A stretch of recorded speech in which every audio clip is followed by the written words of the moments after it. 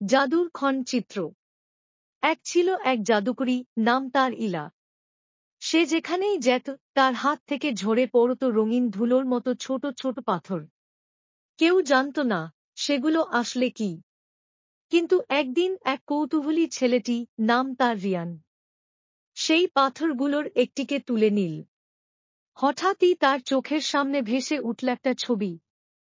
সে দেখল তার শৈশবের সেই দিন, যেদিন সে প্রথমবার হেসে বলেছিল, আমি ভয় পাই না। ছবিটা এক মুহূর্তেই মিলিয়ে গেল। ছেলেটা অবাক হয়ে বুঝল, এই পাথরগুলো আসলে জাদুর খণ্ডচিত্র। প্রতিটা মানুষের জীবনের সবচেয়ে প্রিয় মুহূর্তগুলো লুকিয়েছিল তাতে। যেই সেই পাথর ছোঁত, সে দেখতে পেত নিজের একটুখানি ভালোবাসা, একটুখানি সাহস, কিংবা একটুখানি হারানো হাসি।